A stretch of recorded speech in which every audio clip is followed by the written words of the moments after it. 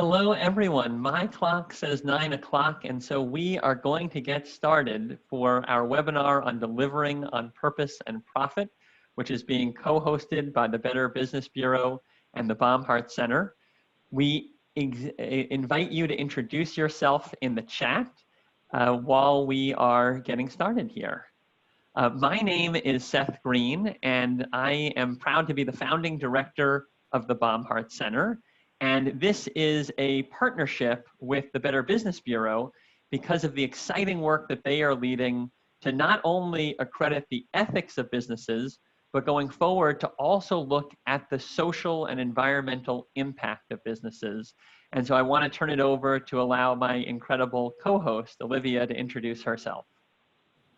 Good morning, everyone. We are so excited to partner with the Bombheart Center. Seth has been such a great friend to us at the BBB and really thrilled to have some amazing panelists today too. We will introduce them in a little bit, but we're so excited to tell you all about what BBB for Good is and how we're going to be able to recognize all the awesome businesses in Chicagoland and the surrounding areas for what they're doing. So excited to get started. So we have a hefty agenda, as you can see here. Both Olivia and I are going to give you a quick overview of our shops, and then we're going to spend the vast majority of the time hearing 4 case studies of marrying profit and purpose. And we'll introduce them more as we get to them, but you're going to hear from Fixer, from McDonald's, from Bright Endeavors, and from IBM. And you're really going to run the gamut from an incredible startup that is moving forward a social enterprise mantra, a nonprofit that has figured out an earned revenue way to get people into work, and then 2 of our country's largest corporations that are moving the needle simultaneously on social issues and on their own financial bottom lines. Really quickly, the Bombheart Center is essentially at the intersection that you're going to hear more about today. We look at how to marry profit and purpose. And what we mean by that is how to use business tools to tackle society's most pressing challenges. And our strategies are education, programs, and research. One of the initiatives that we are most proud of, because it is unique in the entire country, is the Bombheart Scholars MBA, which prepares leaders from the private, government, and social sectors to thrive at the intersection of profit and purpose, and is specifically designed with 4 elements. We have a specialized curriculum where all the courses are entirely focused on how do you use business tools to both deliver on markets and on mission. We have individualized mentorship, and we have many mentors who are incredible, who are on this webinar, like Stephen Shaw, who leads corporate responsibility at Verizon. We have access to networks, and we have incredible people that are regularly visiting with the scholars, as well as the world-class faculty, both at our school and also incredible practitioners. We actually just learned that Josh's colleague, Mike Evans, is going to be teaching with me as an example in this program this spring, which we are super psyched about. And then it comes with scholarship to support to make sure that all the scholars that are in this program can pursue their passions afterward without having debt be an overwhelming burden. And so it's a program really trying to move the needle by preparing the next generation of leaders. And we are proud to be one of the leaders in the country on this. The Financial Times just did a survey of business schools, and there were 2 schools in the US rated highly across 4 categories for social purpose and business education. We were thrilled to be alongside UC Berkeley in that designation.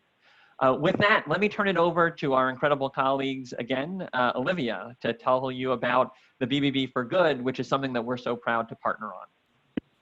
Thank you so much, Seth. So for those of you who may not know who the BBB is, I always like to say we are not a government agency. That's a common misconception. We actually are a very old nonprofit, 95 years old. So we have about 6 million people coming to our BBB directory every year looking for businesses they can trust. So Seth, if you want to go to the next slide, we'll introduce BBB for Good. Our directory is so heavily trafficked, and that is why we created this program. Now, it is still in the soft launch stage, but it's really exciting that we're able to put this in front of you all today so you can see the exciting things to come.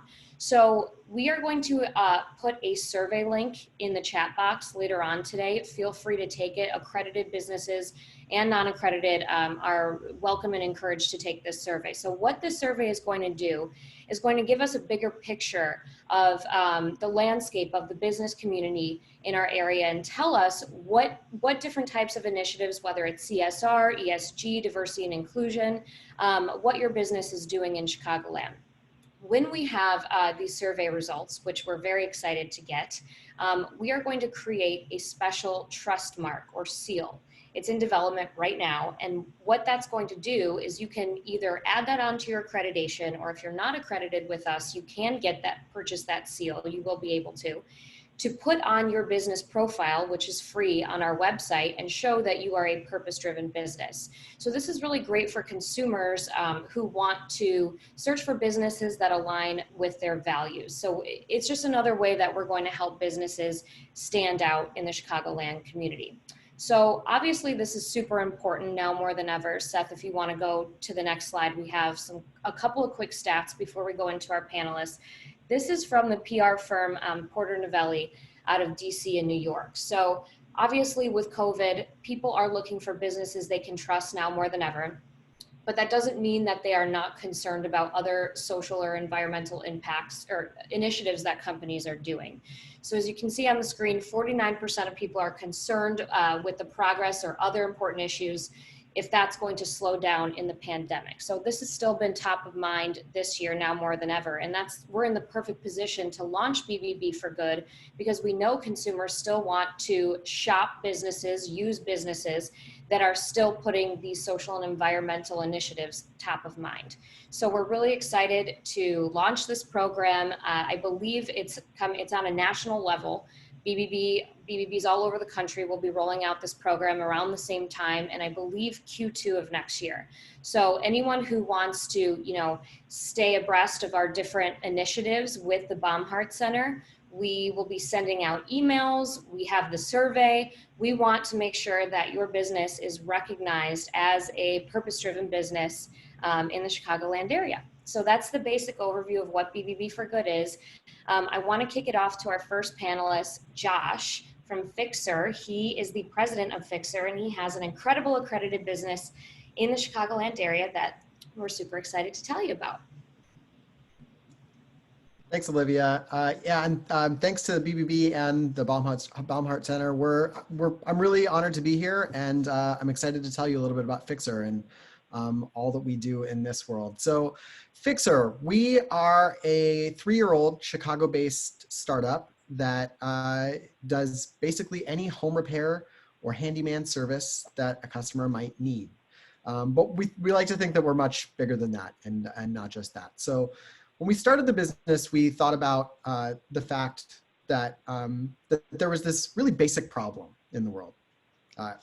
Finding and scheduling a skilled handyman or handywoman is a nightmare. And in general, you'll find as a customer that the home repair industry doesn't value customers' time.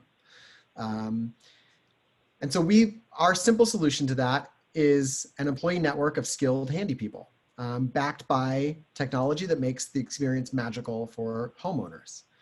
And that's how we fix things. That's the really simple approach to fixing things. But there's a bigger problem at play. If you could advance the slides, that would be great. There's a bigger macro problem that in the United States, there aren't enough skilled residential repair and maintenance workers available to meet customer demands, which means that existing providers simply aren't incentivized to provide stellar service. The folks who are out in the field, today, they provide excellent quality in most cases. But the challenge is that it's hard to get in contact with somebody who's really good at home repair, either in a specialty or as a generalist. And when you find somebody who's good, you hold on to them and you use them for years and years and years, and with good reason, because they are typically very high quality, provide high quality service. The challenge is that there are things like it may take 2 weeks for them to get to your house. They may not return your calls. They may not follow up with you after a first visit when you expected them to come back a second time. There are all these small problems at play, but they're all because of this much larger issue, which is that there simply aren't enough people doing this work. And so Fixer's solution is to be a training center disguised as a tech startup. So we're a tech startup for sure, but our secret weapon is our training center, where we bring people in with low or advanced skills and train them in how to do a variety of home repair tasks, mainly in the main tasks that our customers might ask for. And we help folks start a new career in the trades, which might under other circumstances be difficult for them. And we act as an entry point into the trades in the communities where we work. Go ahead. And so the way we think about creating value for the world is in three ways. For ourselves, for Fixer, we're a for-profit business, so we earn a premium hourly rate for premium service. We provide really high quality work where we make it really easy to schedule, and all the conveniences that customers expect of a modern day service that comes along with mobile device usage and just being online. We offer all of those things, and we earn money for that. And for our customers, the trade is a trusted and reliable path to getting things repaired in their home. And then for the community, we are an entry-level path into the trades. And so our hope is that employees, people who come and join Fixer through our training center, will spend time in our company. They will learn a bunch of new skills. They will apply those skills on behalf of for our customers in their homes. And then at some point, they will move on and move to the next step in their career, which may be a variety of things. They may start their own business. They may move on to join a trades union. There's a variety of things that they could do. And so this is how we think about creating value. Go ahead. And so when we really step back, the thing that we decided at the beginning of our business is that our impact would be the business, and the business would be the impact, and those things would be inseparable. And so we think we've done a good job with that. The training center wouldn't exist without our core business, serving customers. The service of customers is what finances our training center, and our training center provides our fixers for customers. And those two things are linked, and they're unlinkable. And so this is something that we think about all the time, and balancing and making sure that that our business and our impact are respected at an equivalent level within the company, and that they're feeding each other. Go ahead. So we think it's working. All this is working. We have numerous 5-star reviews. Customers love Fixer. Customers love Fixer. They come to us because it's a utility. There's something broken in their home and they need something fixed. But then they meet the fixers who are highly trained and provide incredible service, and they fall in love with the service in their home. And then typically the way that it works is that then they learn about our mission and the fact that training center exists, and trained that fixer, oftentimes from scratch, from someone who had very little skill in home repair to someone who can come in and fix just about anything. And that's where customers really lock into the business and really start to and really believe that this is a service that they want to use for years to come.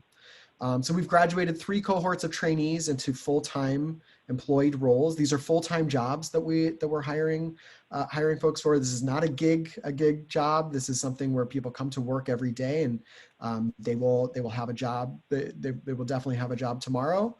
And then we do continued career advancement and education all along the way. So fixers are always learning more and advancing their skills. Diversity, inclusion, and belonging. These are things that we are thinking about all the time and central to the way that we hire and the way that we work. Our people team is constantly working on new ways to invite different viewpoints and different people into the company to help us broaden our own horizons and think more about the ways that we work and how we could be better. And in general, we think that we're providing great jobs for our community by serving the community and serving an important need in the community. And finally, go ahead. Finally, so a few things about our approach to DEI. So in our industry, When we started this business, we noticed that there was this word that was gendered, which is handyman. And so we started there and said that that's not good enough for us. We will hire and build a company called Fixer, which is not gendered and is welcoming and invites everyone. And we think about this all the time. When we hire people, particularly when we hire women, they remark that our ads, our job ads, the job placement ads that you'll find on places like Indeed or Craigslist, these places where we advertise, they use the word handy women. And for the women who we've hired, they say to us, that's the first time I've seen the word handy woman, which is intentional. We want to broaden the scope of who can work in the trades, because the truth is that this career path is available for everyone. And historically, it has not been so broadly in the industry. Our conversation about respect and diversity with our fixers and with all of our employees begins on day one, on the day that they're employed. The first minute actually is when we start talking about respect and diversity, and it's a new topic for many of our employees. It's something for many people who work in more corporate atmospheres.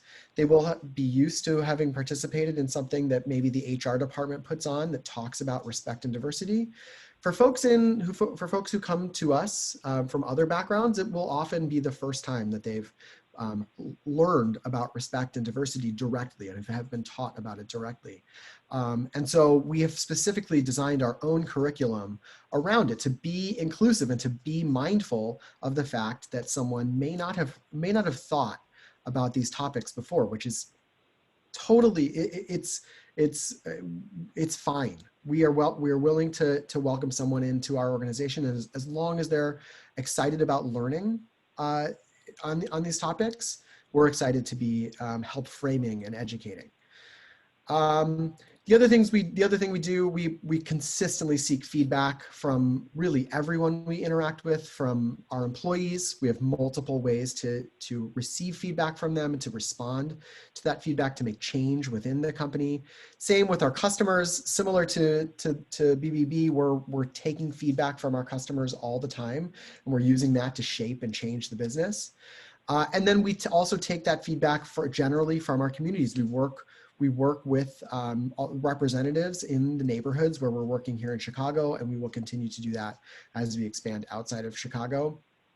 And then also very broadly, we believe in supporting employees the way that a social worker would. Our head of people is actually a licensed clinical social worker, and so she has helped us bring and build a program around helping our employees with the challenges that come with life and work, which all of us go through in the workplace, and supporting them rather than the management approach where we're setting discrete expectations and milestones and setting high expectations and making demands. Of course, we expect things of our employees, but they love the company and they're going to work hard. What they need, because they're going to work hard because they love our company. What we do is we help support them when they do have needs, and that has definitely been helpful to them and has led to really high retention for employees. So that's a little bit about Fixer. If you live in Chicago, you can try us. You just go to fixer.com, and we'd love your support.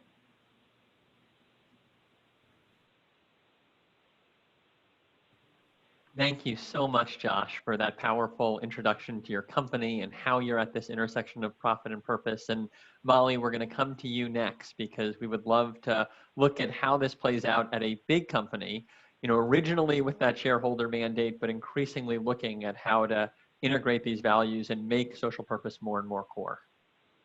Yeah, no, thank you so much, Seth, and thank you, Olivia, for having me today. I have to say, Josh, the Fixer business is really, really cool. So what a great idea, and especially cool to see the purpose woven throughout your business. So congratulations. So excited to be here today. I work at McDonald's. I lead our external communications team. I'm also proud to be on the board of the Chicago Better Business Bureau, which McDonald's is a part of. So happy to be here and hear all the great work happening at the Bombheart Center as well. So, you know, as you guys, you know, might think of McDonald's, right? We're very well known for being kind of everywhere and famous for our Big Macs, Happy Meals, and fries. But what I'm excited to share with you guys today is just, you know, more beyond our menu, as we like to say. And there's a lot that we've infused since, you know, Ray Kroc founded McDonald's, you know, more than 60 years ago, that really infused, you know, into everything we do. And as we like to say, you know, we're a neighborhood restaurant in almost, you know, every neighborhood around the country. And as part of that, we have a responsibility to give back and really serve the communities that serve us. So if you go to the next slide, or sorry, go back one, you know, our company values really ground everything we do. So, you know, serving, and that really is putting our customers, but also our people first, and, you know, the millions of people that we employ around the world. You know, when you think about inclusion and diversity, not only do we employ, you know, everyone, but McDonald's is really one of the most democratic brands that really welcomes everyone and all walks of life. And that has really been important to, you know, part of our philosophy and our mission from the very beginning. You know, as I mentioned, being part of the community, being that good neighbor, having integrity, you know, as the leading, you know, quick service restaurant, we need to do the right thing, and we have to be a leader in that area. So that's really important. And then, you know, family, we like to call ourselves the Mick family. But we have, you know, what Ray Kroc founded is this notion of a three-legged stool, and that is our franchisees or our owner operators, the company, and then our suppliers. And, you know, all three of those together really make this strong family that helps us do what we need to do. I think one thing, if you go to the next slide, that a lot of people don't realize is that we are locally owned and operated. And so in our 14,000 restaurants across the US, 95% of them are opened or are owned and operated by local women and men in those communities. So we have over 2,000 local owner operators around the country that run those restaurants, and many who have started themselves behind the counter and started as crew and have worked their way up. Some of them are now second and third generation families that are running McDonald's restaurants. And I'll share a little bit later some of the ways that these owner operators give back, specifically in, you know, the Chicago area and others. So, you know, there's a lot that McDonald's does when it comes to giving back. You know, we're well known for the work we do with Ronald McDonald House charities around the world, but wanted to touch on just a few other areas that maybe you don't think of when you think of McDonald's. And we like to use this platform we call our Scale for Good, because, you know, you can think of McDonald's as, you know, a big corporate giant, and, you know, sometimes people have negativity around that. What we like to say is, you know, we do have such scale that we can have impact and we can make positive change if we use that scale for good and put, you know, the scale and scope we have in a positive direction. We can make change. So things like climate change, you know, we have a responsibility to reduce the carbon footprint, and you know, we have a number of commitments to be able to do that. We obviously sell a lot of hamburgers and beef, and so we've been, you know, working across many different NGOs and you know, the government for quite a long time on how we can improve you know, sustainability, farming practices, et cetera. And then, you know, there's obviously a lot of, you know, waste that McDonald's has. So how can we partner to make sure that our packaging is environmentally friendly, that we help with things like recycling. So all of these things are really, really important in terms of how we can have a greater impact in terms of our scale for good. And then if you go to the next slide, you know, some other areas. So you might not know that 100% of McDonald's espresso in the US is sustainably sourced through a partnership with Conservation International. We also made a commitment to move to 100% cage-free eggs by 2025. As you can imagine, we serve a lot of eggs in our restaurants. So that is something that we've had to partner with our suppliers on to literally completely change the way that they, are getting eggs. So right now we're at about 33% of the way there. But when you talk about, how we can have that impact, after we made that announcement, over 400 additional companies started following suit. So, us changing our supply chain then opens the door for others to be able to start serving cage-free eggs too, because we're having that big of an impact on our supply chain. And then, fish sustainability is another, important thing for us. Many people, will be surprised to know that, the fish on our famous filet-o-fish sandwiches are actually wild caught in Alaska, Alaskan pollock. They're actually filleted, they're caught and filleted fresh right on ships like this, and brought back to our suppliers, where, they're then turned into, how we make our famous filet-o-fish sandwiches. So a lot of things like this, that again, we have a responsibility to do this, given our size and scale. And these are some of the areas that are really important to us. Another area just that I wanted to touch on is, COVID-19 has obviously, if you go to the next slide, please, has been, hugely impacting to so many. And this is another area where, because of our access and scale, we've been able to do some things to really be able to give back. So, being able to donate $1 million to the COVID-19 response fund right here in Illinois. As we were looking for PPE for our own crew and employees through our supply chain, as you know, there was a lot of shortage kind of at the beginning, and upon trying to make sure that we could source masks for all our employees, we did come upon additional masks that were the medical grade N95 masks. And so we were able to donate those, some extra that we were able to donate to both City of Chicago and California as well. And then, we also had some food left over. So we had to close some restaurants, and we had food that was gonna not be able to be sold. So we've donated over $3.1 million in food through the Food Donation Connection to a number of different local charities. And then also wanted to touch on, if you go to the next slide, please, is, in addition to COVID-19, no one could ignore just, it's been a very, very challenging time for our country. And, we employ, work with and serve so many African-American customers. And so, we've always been committed to this, but we felt that we needed to do more. So we put out an ad following all the, when George Floyd initially took place, and we've made a number of donations to the NAACP, the National Urban League, Michelle Obama's organization, the Thurgood Marshall Fund. We also, during the BET Awards, had a lot of advertising that we decided to instead donate to a number of African-American influencers to share their positive message with the world. So we have a lot more that we need to do in this area, but this is another piece that just is really important as we think back, as we think about our purpose and how we serve communities. We need to serve the communities that serve us so well as well.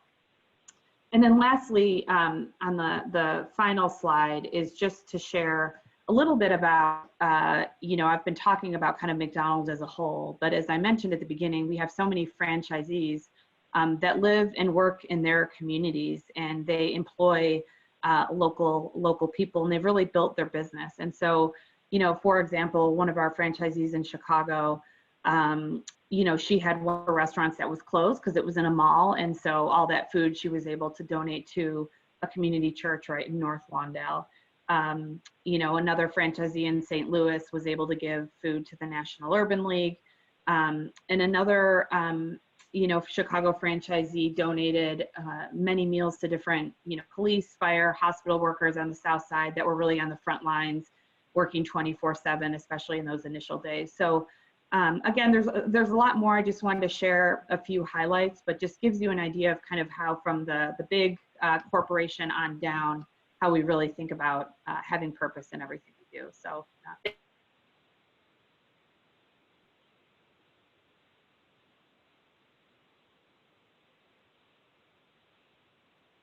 Thank you so much, Molly. And we are now going to go from a big corporation to an innovative nonprofit. One of the statements that we make as a center is that nonprofits are businesses with a different tax status and a different bottom line. And one of the organizations that truly embodies that philosophy is New Moms. And one of the people there who is a trailblazer is Pam Bozeman, in particular with the social enterprise that you're about to hear about. So let me turn it over to you, Pam. Good morning. Can everybody hear me okay? Thumbs up, Seth. Am I okay? Thumbs up. We hear you. Fantastic. So good morning. I am Pam Bozeman. I'm the COO at New Moms, which is the parent agency, nonprofit agency for our social enterprise Bright Endeavors. And I'd like to thank Seth and Olivia for really helping to map the landscape for this field of social enterprise and social impact. And I'm among some amazing panelists as well, who are, I believe, are social innovators. So I'll spend just a few minutes sharing the story of my nonprofit, New Moms, and focusing specifically on our efforts to build an enterprise that places purpose and people over profit. Next slide, please. So go back one more, I think. There you go. So for more than 37 years, New Moms as a nonprofit has partnered with young families throughout Chicagoland with our housing, family support, and job training programs. And our programs are designed by and with young moms' goals in mind. I think it's important to articulate that because in so many ways, we are hearing about organizations and businesses that are engaged in community without input from community. And so this is a part of the DNA of our operation to actually do this work in collaboration with people that need services, but also we have to acknowledge the barriers that they are probably experiencing as well. We also recognize that the women that we serve are capable of making the best decisions for themselves and their families. So we use a family-centered coaching model, which helps us recognize the assets of our families and communities, while also acknowledging the inequities that create those barriers to their success. And when you think about how we do social impact, it's through our social enterprise, right? And so New Moms invested in a social enterprise for 4 distinct purposes. One, we wanted to help young moms build executive skills. We serve young moms under the age of 24 who are either pregnant or have young children. We wanted to be sure that they had the executive skills that they needed to be competitive in the workplace. The second thing we wanted to do was to provide income. And that was significant, right? We could not do fellowships or internships or volunteer programs and expect for families to participate and be able to support themselves realistically while developing those skills. And third, we knew that we could help those moms build social capital. The same social capital that you and I use to achieve our employment is the same social capital we needed to wrap around those families to be sure that when they entered into the workforce, they had a banner of individuals who were there to host and sponsor them.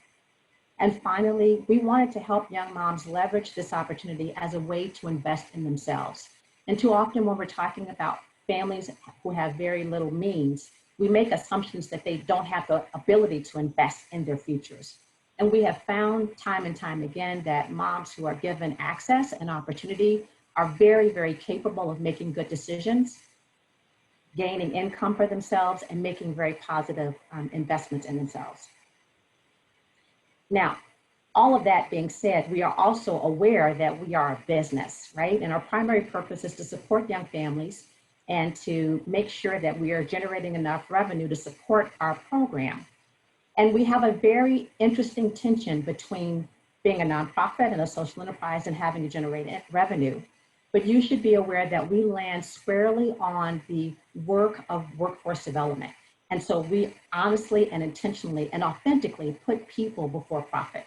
Next slide, please. So what is a social enterprise? Well, it's simply a business with a social mission. Social enterprises can be for-profit or nonprofit, parts of a cooperative or conventional or any other number of qualifiers. And essentially the definition depends on who's defining it, from a Bob's social enterprise to a small enterprise like our own. On our continuum that you see here, provided from the co-modern social enterprise spectrum, Bright Endeavors is considered an entrepreneurial nonprofit. Now, running a social enterprise was certainly a riskier proposition for a nonprofit organization. Why? Because in order to be true to our purpose, we had to do some things that were counterintuitive to a traditional business. For example, we had to hire a population of production assistants to work in our manufacturing company who had little or no work experience. We had to quickly build their skills over 12 to 16 weeks. And then we did the unthinkable.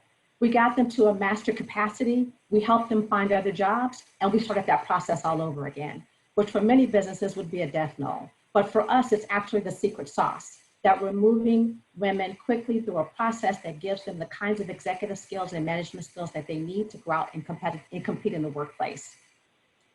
We also have to really think about constantly balancing this tension on production, because we only have a finite number of production systems that we can work with. So no matter what our inventory or orders are like, we have to develop programs that support the production. And because people are first, that is a key metric for how we measure how we're going to do our business. And even in the middle of a pandemic, the likes of which none of us have seen in our lifetime, we couldn't decide to save money by decreasing salaries or closing down shop. Instead, we sent our moms home for several weeks until we could redesign our spaces for their safety and social distancing, and we paid them a stipend until we could get them back to work. Now, obviously, we weren't making all of the money that we could have made during that time period, but I want to shout out to my small and mighty team of Bright Endeavor staff who went to work against all of the odds, practiced social distancing, and still churned out enough to keep that revenue coming to continue to support those stipends. We are able to make these transitions because, again, social impact and social enterprises are a part of our DNA. Next slide, please. Now, in the history of Bright Endeavors, we were founded, so first and foremost, for Bright Endeavors, the organization was founded in 2007 as a workforce development social enterprise. New Moms actually acquired Bright Endeavors in 2010. We did that because we recognized that so many of our families, our moms, were actually working at Bright Endeavors anyway. And we also knew that we wanted to make an alliance with curriculum and actual job placement. And so this was kind of a no-brainer for us to acquire this particular opportunity and ensure that we had a trajectory of work. Both the revenue and number of moms served have grown year over year, with particular strength in the last 5 years. And in our last year, we employed 85 young moms. Now, because of COVID-19, we will see a lower number of that, but we're going to work diligently in the next year to be sure that we can get those numbers back up. Next slide, please. And like a lot of my partners and colleagues on the panel and in our audience, we have to have a financial strategy. So being a social enterprise doesn't mean that we don't think about the potential for revenue and how that profit can really be a game changer for the types of services that we deliver. So we care about revenue improvement, cost management, and sustainable growth. And included in that, we look at refining our brand strategy. We look at expanding our product mix. Under cost management, we have to look at things like scrap and damage, as any other manufacturing company would. And we rely on functional dashboards. And we find that these dashboards are critical in us being able to make real-time decisions that are relevant for our business model. Throughout our programs of financial strategy, we intentionally embed racial equity deep within our goals and work objectives. Next slide, please. And this is a particular sweet spot for me. Having a creative content stakeholder has been really critical. And basically what that means is that we've involved our new moms in telling their own stories. And that has been critically important. Like a lot of nonprofit agents, we started out talking about how challenged our families were and the uphill climb. And what we heard from our families is that we also needed to tell their progress, their success. We also needed to be their champions. And so in our marketing, we've done some really creative things around telling the full trajectory and really promoting the success of the families that we serve. Our moms are not the sum total of all of their mistakes and problems. They are instead their own amazing success story. And so we talk about their incremental wins and their successes. We prospect also for new business intentionally in communities of color, empowering minority business owners and supporting job creation in the communities that we serve. This has been particularly intentional during this time of COVID-19 and social unrest as a result of the homicides of Breonna Taylor and George Floyd and others. Whenever possible, we partner with minority businesses in the supply chain as well, inviting more people to bid to receive our services and goods, and considering additional qualifiers that benefit our customers and communities. Even when we have a large contractor, a large vendor like Staples, which is where we get a lot of our supplies, they actually have a list of their supply chain partners who are minority and women-owned businesses, and we try our best to shop from that particular list through Staples to be sure that we're doing our best to diversify our supplier chain. And finally, we closely align our business with our workforce development model. So for example, if we need to buy a machine, that machine must make a job and not eliminate a job. We must provide educational value as well as operational efficiency, and must come with a guided curriculum that promotes skills and scalable opportunities. So today, consumers can choose who they shop with, but they're looking for those companies and businesses that have a living DEI statement, where they have observable metrics and outcomes, where there are bold and transparent metrics. And they're also looking to invest in a social impact organization during this time and well after civil unrest. So I am so proud to be among the few of the social enterprises on the call who are doing just that, and happy to answer any questions at the end. That was great, Pam. Thank you so much. So next we're going to go to Duffy Gainer. He's the VP of IBM Global Services, and he is also a BBB board member. So we're super excited to have Duffy on. You have the floor.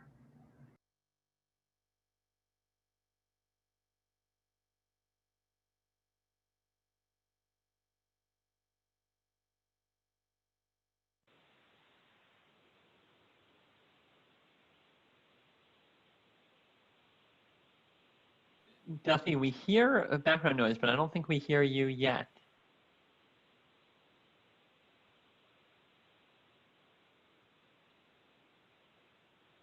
Duffy?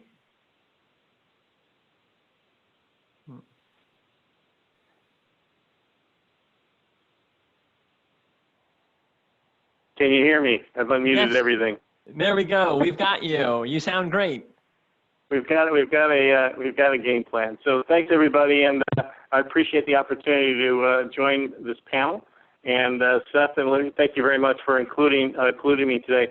I'm going to do three things. One, I'm going to give a quick update about IBM. IBM is a very, very large company who has changed dramatically over the years, and I want to give you a quick perspective of what we're at. I want to share with you why corporate responsibility is core to our business, give you a flavor, number three, of some of the key initiatives, and then later, Seth, if there's time on the panel, I've given a couple of learnings and best practices that I've accumulated over the years in terms of what's happening to share with others. You should also be aware that I provided Seth and Olivia some key links with respect to walk-away deliverables that you may want to look at with respect to some of the things I'll cover. So to give you a quick update in terms of some of the did-you-knows about IBM, we're a 109-year-old company. We're a cognitive computing and hybrid cloud company enabled by innovative technologies. So how does that relate to IBM, International Business Machines? Materially different company that has evolved over these last 109 years. We're a $77 billion business in 2019. You'll see the third bullet on there. It says we operate 107. We operate in over 170 countries around the world. So just like Molly has shared about the pride of McDonald's and where and how they operate, we too have a global responsibility in terms of where and how ethics and integrity is built into our business model. And number two, the culture for responsible corporate responsibility. Most people don't realize that we pump out over 9,200 patents this year.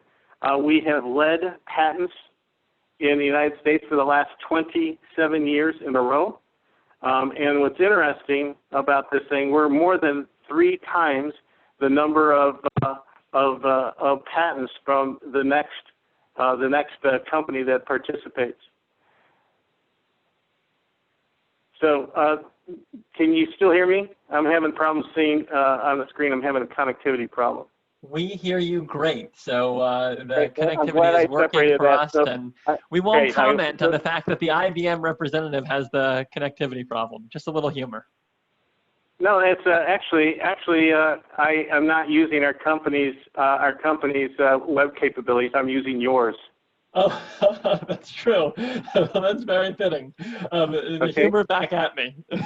Humor back at you. Just to let you know, we hosted 1 million concurrent video users in May during the pandemic crisis, and continue to build on that. So, you know, as you use Zoom and other techniques, you can reach out if you need to use it for more responsible business purposes. But let me just come back on that comment about the patents.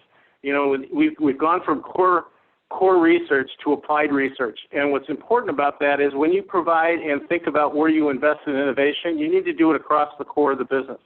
And what's happening is it's allowed us to be able to think about where and how will technology change the way people work, where and how will technology change the way people act, and where and how will technology change the way that the future will be designed.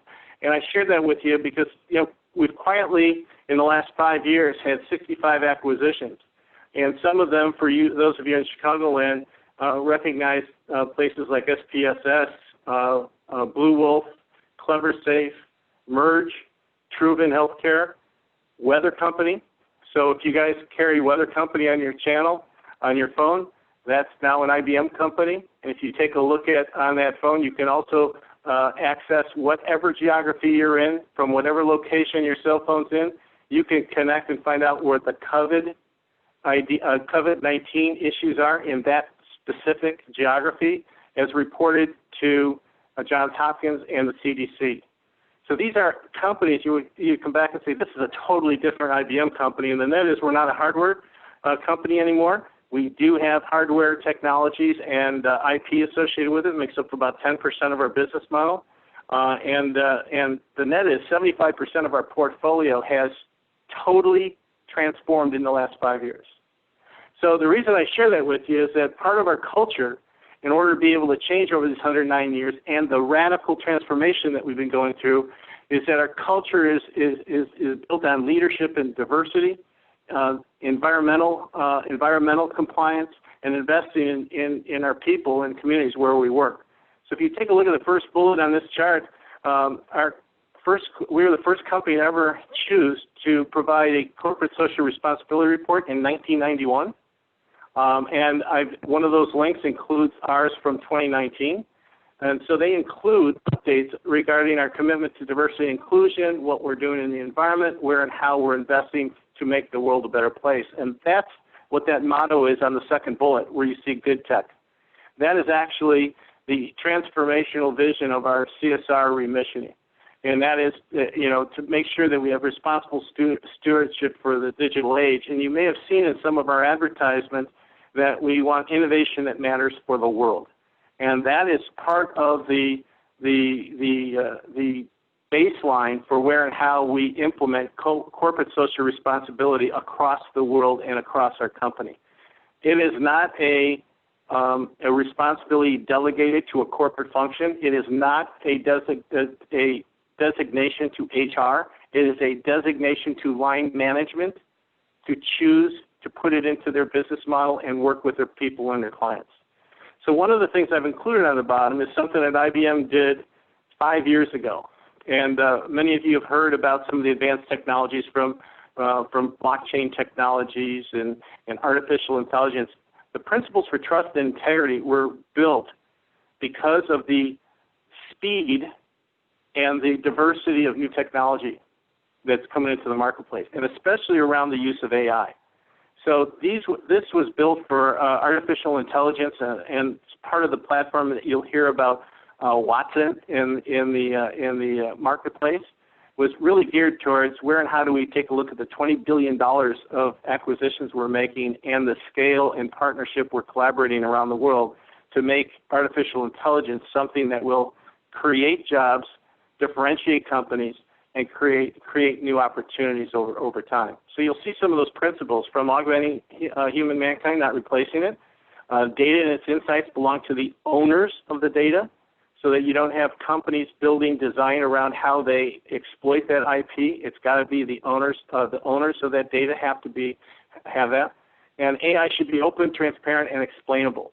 That we learned after about 2 years of working with the healthcare industry. So if you think about one of our chairman, Ginny Rometty, our chairman, our executive chairman, and Arvind Krishna, who's our CEO, they've participated in what Ginny calls her moonshot, which is how do we eradicate cancer long term, and where and how do we use the ability to connect thought leadership around the world. And part of that, what we learned in the healthcare business to do that is you've got to have open, transparent, and explainable capabilities so that it can be shared across areas. We also learned that in agriculture. So you saw from Molly's update about looking at the supply chain and the beef sustainability.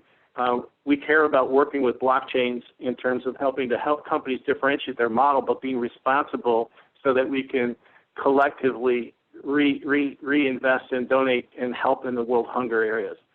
Same thing as I mentioned with healthcare, as I mentioned with the AI and big data in terms of how it's worked. Financial services and industrial clients in that marketplace are experiencing the same kind of thought process in terms of how they use blockchains to be able to compete differently and enhance their client experience.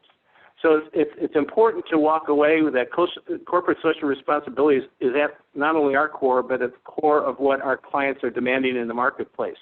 On the last chart, just wanted to share with you that the digital era is an inclusive era. And attached here are 5 different priorities we have with respect to our corporate social responsibility around talent. But across the board, we're using technology to solve some of the biggest challenges in the world. We're using technology to transform ways of working, and we're using talent to tackle some of these big problems. So in the technologies that we're using, you may hear about what we've been doing to help respond to global disasters and create thought leadership for everyone to use around the world in terms of not just the hurricanes and tornadoes and tsunamis, but ways to help people get access to food, to medication, and to emergency supplies. And we've done that collaboratively around the world to provide capabilities there. Number 2, recently we put all of our COVID-19 priorities at the front. So we have provided quantum computing for free to help accelerate the identification of vaccine and the rapid development of the supply when it's ready.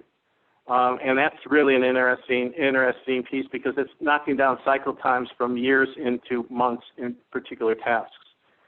We've also used that to help supply some of the return to work type of tactics. Since we're in 170 countries, we've watched this from last November in China all the way to what we see here in the U.S.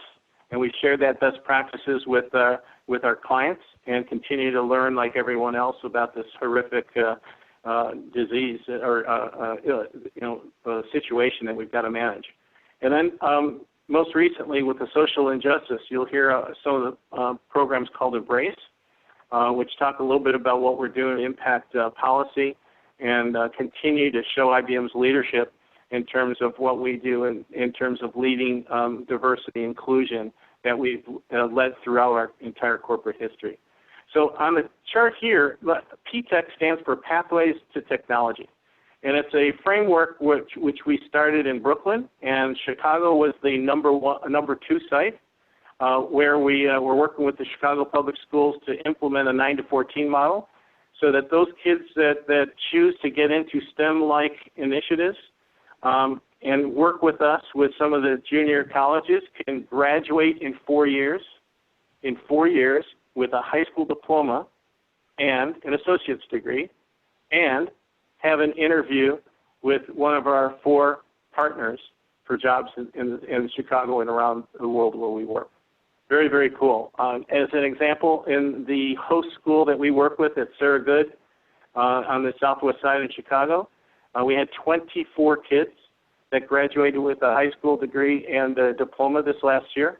By the way, we hired 8 of them. We provided 24 internships, but this is an incredible model to watch where and how some of these bright talent can get access to different responsibilities and see different opportunities in the marketplace. IBM is one of the leading apprenticeship programs. We will exceed 500. Most of the apprenticeship skills, we're looking for skills that are in cybersecurity, big data, and analytics. Skills Build, that's just an interesting initiative where we provided access to badges and certification to help retool professionals that are coming back into the marketplace. So for a family that had a mother or a father that chose to stay at home, rather than having them starting all over again after they decided to be away from the business for a while, this allows them to get jump-started and enter into where the new jobs and the hot skills are. Veterans Partnership, similar. The primary focus there has been to bring in security and logistics talent, and that's been really, really successful and high placement rates inside IBM and with our business partners and the rest of the marketplace. And the last one on there is something called IBM Call for Code, which is really part of the collaboration effort to try new things to get the marketplace to listen and leverage new ideas that can help make the world a better place.